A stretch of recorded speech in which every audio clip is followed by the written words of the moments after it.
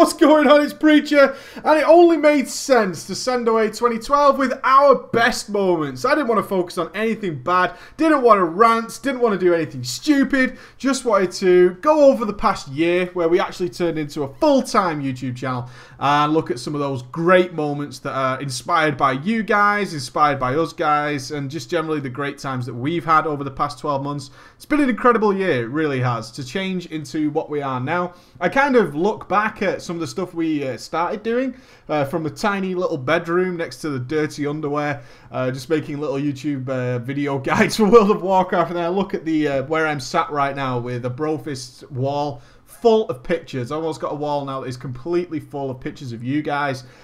Set up here so me and Ghost can get so much work done and producing some more professional stuff, and it's absolutely amazing. So here is my top 10 moments of 2012. In at number 10, the Problem in the Mists viral video. My God.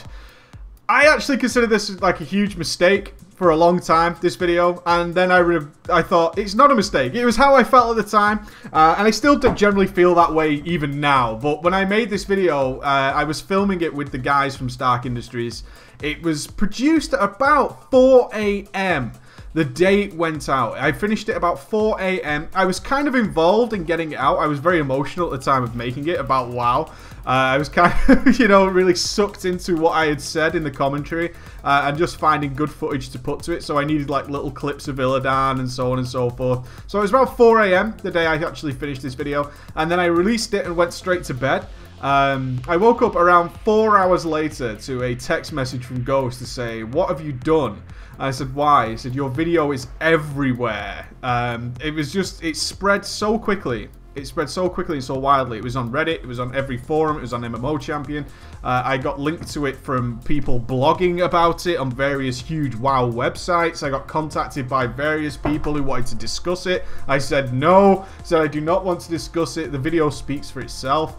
It's one of those videos that I'd like to look back on and do again if I kind of knew that it was going to spread like it did, but that's just the way things go sometimes. And overall, I'm quite sad in a way that it became the most watched video on my channel. Almost. It's beaten by a couple of Paladin videos, that's about it, but it is up there as the number 2 or number 3 video. Which bothers me a little bit, as I made a lot of constructive guides, hundreds of constructive guides to help people become better players, and then I ranted for 20 minutes and it became the most popular video on my channel. Either way, a great moment though, got recognized, got a lot of new subscribers in, and also just gave the channel some attention that was much deserved at the time. A lot of people wanted the channel to get more noticed, and that definitely helped. So, The Problem in the Mists, number 10. Emma's first interview with Untrial over in Holland. She got the lovely advantage of flying over to Holland to spend time with a member of my family. And while she was there, she got to meet up with Untrial, who was doing a lot of video editing for us at the time and helped, in fact, built from the ground up the entire website, the Preach Gaming website. That was Stefan doing it off his own back. Helped us out there and sorted out. He even built the store. He did all those kind of things. And it was brilliant to actually get somebody over there to speak to him, as it's so hard for us sometimes when we work with people who live across the world.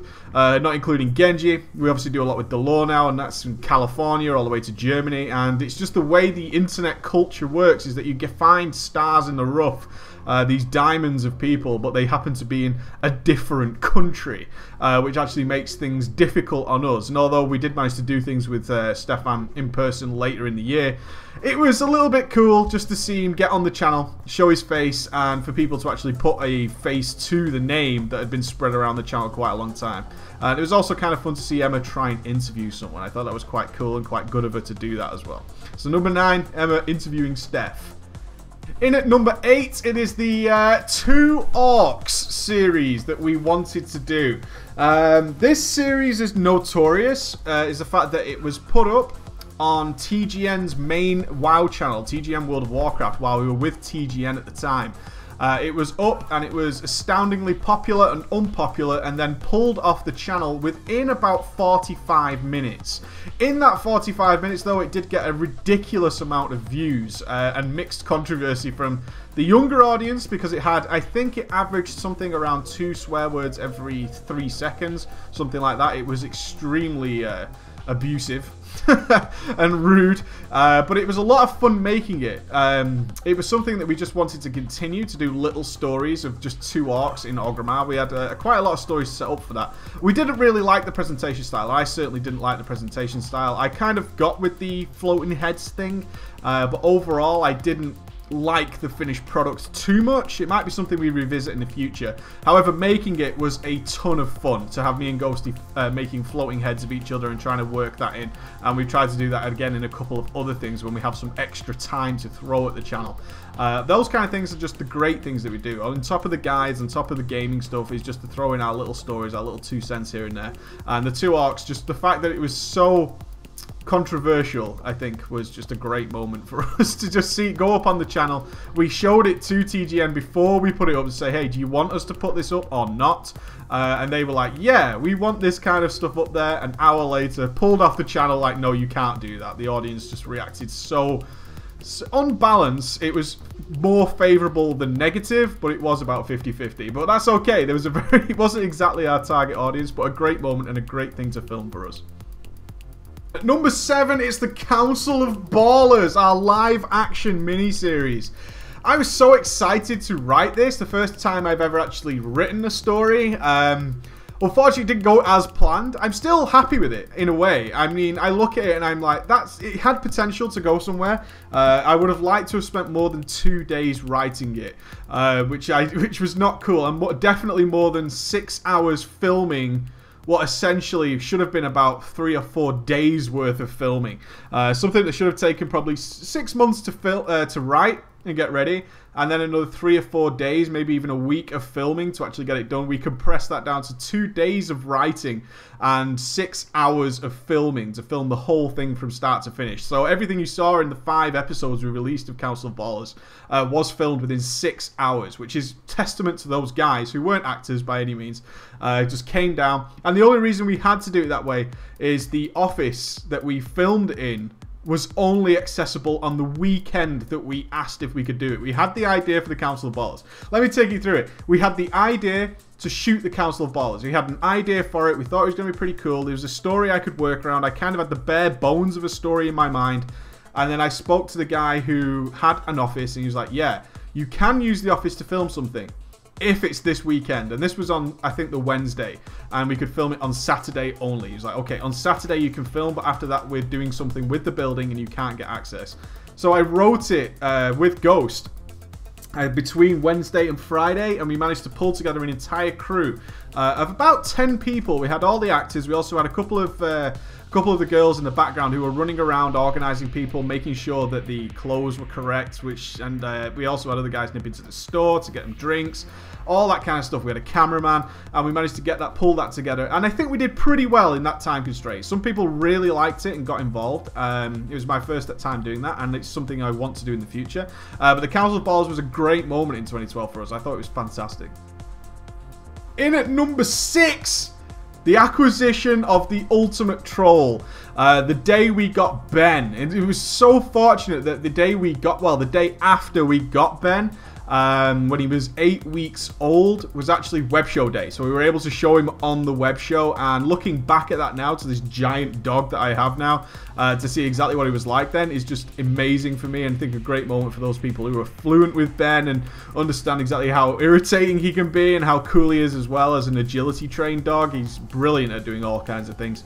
And the fact that we rescued him literally the day before, and he spent the night between the day we got him on the Friday, we got him on a Friday, he spent that night in the vets on a drip. He was that close to death when we rescued him. He was literally, we were told by the vets, no joke, that he was going to die unless we really crossed our fingers and prayed to the gods.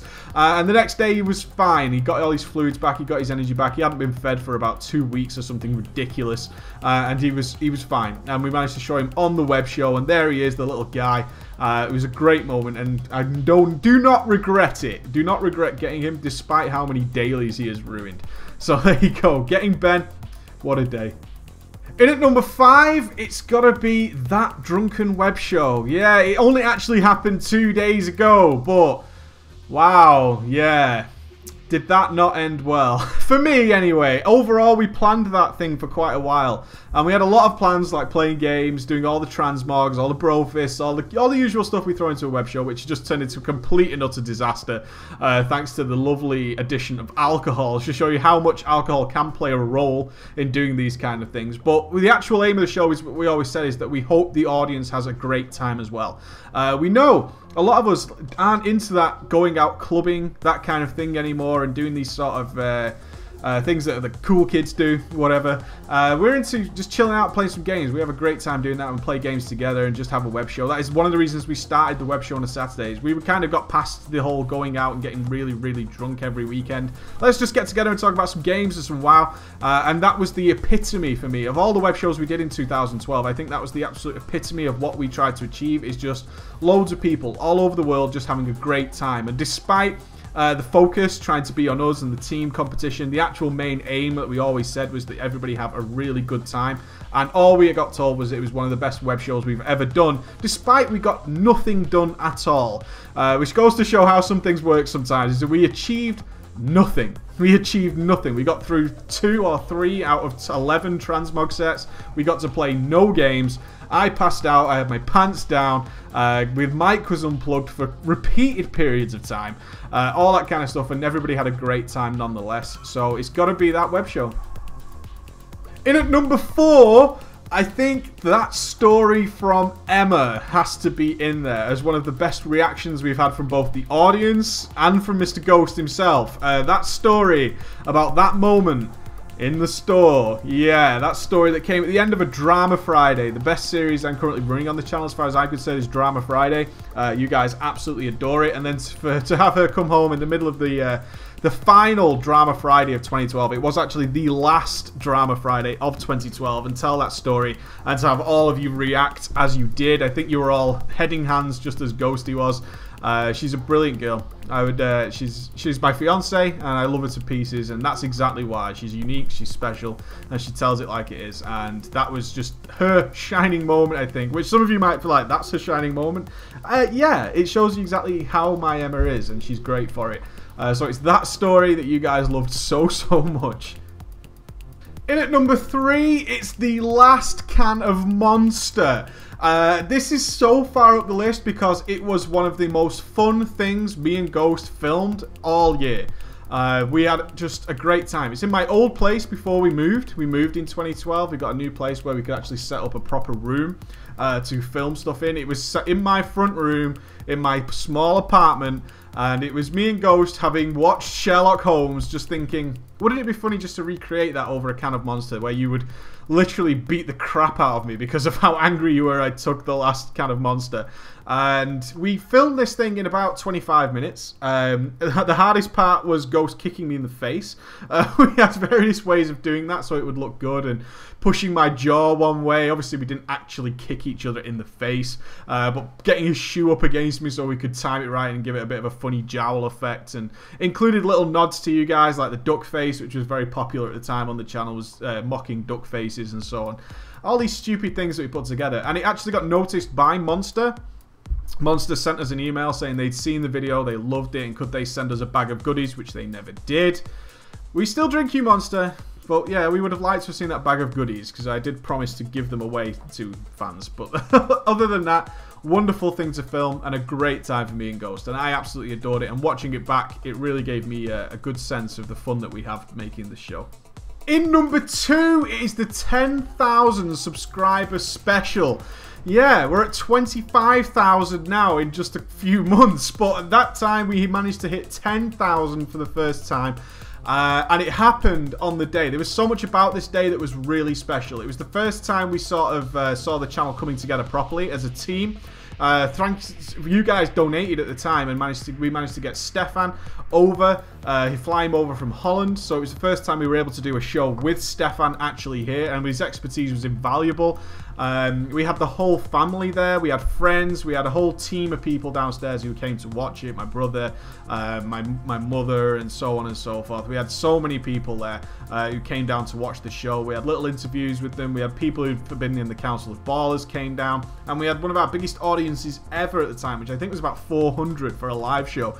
And it was an incredible experience. It really was. To get so much organized. We had people with mobile phones with earpieces in, with Skype to communicate with upstairs control room, with when we were downstairs. We had friends come over and do commentary, and we had Ghost versus Emma at Columns, which everybody remembers the result of that. All this kind of stuff went on, and we gave away prizes. We had StarCraft 2 tournament. We had so much going on in that show that it was difficult to get my head around it as the person who organized it and sort of put the production in process. It was a big event for me. We had people in various different places. It was like running a TV show for me. We had so much to organise, so many people waiting in the wings. We had huge people like Blubzor, who was organising the StarCraft 2 tournament in the background, so as soon as we were ready to go, it was going. We had Untrill upstairs with about 4 computers trying to organise the production side of it to make it look cool for you guys. Not everything went perfectly, but that's okay. We got through it, and it wasn't that bad. It wasn't that bad, considering we had sound coming from different rooms, we had cables running up and down the stairs, and a huge, amazing moment when we actually broke 10,000 subscribers, and did it in relatively short time for a YouTube channel, actually, without something that went crazy viral, to try and break into a market like World of Warcraft, and to actually do that in decent style and in a decent pace, and then to increase even faster. It's January now, and this wasn't that long ago. We're on 25,000 already. It just goes to show that the spirit, it was a good example of the whole spirit of the channel and getting everybody together and all the stuff we'd done there. So it was a great moment for 2012. In at number 1, it can only be the one thing. It was the Germany trip to Gamescom in Cologne. This was the biggest moment of the year for our channel by a long way, and it was the best thing that we did. Easily, by miles. I mean, it's not even a close contention from 1 to 2. It's like the jump from Syndragosa up to the Lich King Heroic. It was immense, and it was so fulfilling to do that and to go to Germany. It didn't work out exactly as planned. You guys might remember if you were around the channel at the time, but essentially we had booked, we'd got the tickets, we had all our tickets to get in.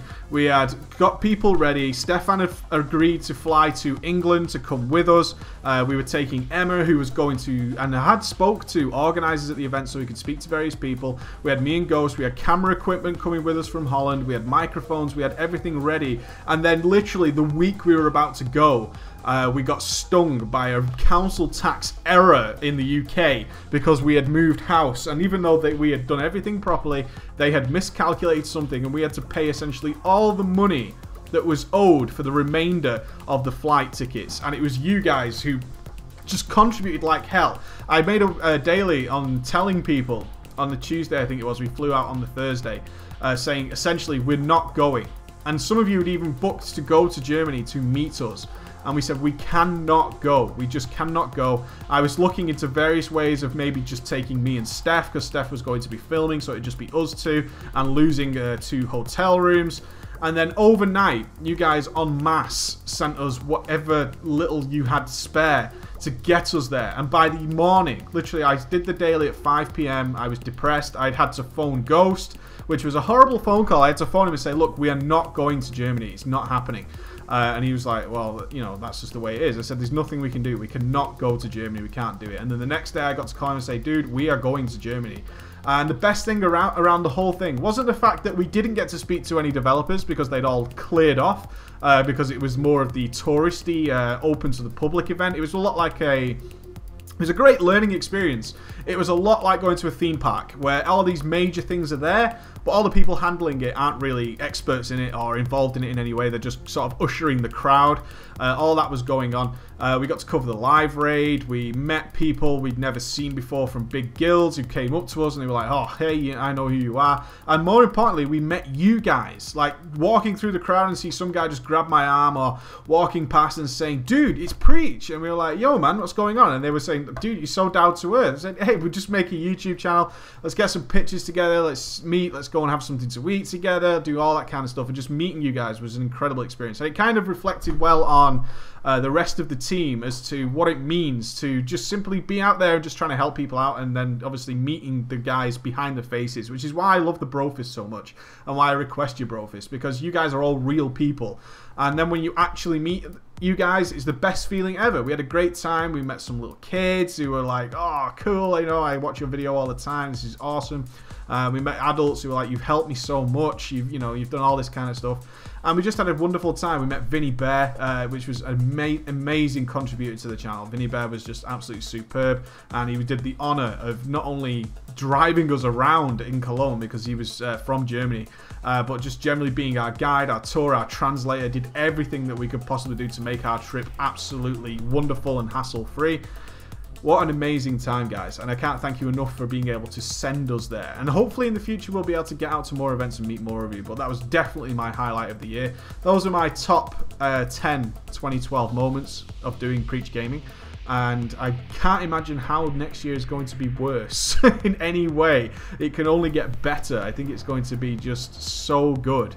And to top off 2012, it's going to have to do some, but I think we'll get there. So from me, from Ghosty and Steph and Delore and Genji and all the people involved with the channel now, and to you wonderful guys out there who watch us every day, thank you so much for 2012, and we'll see you next year.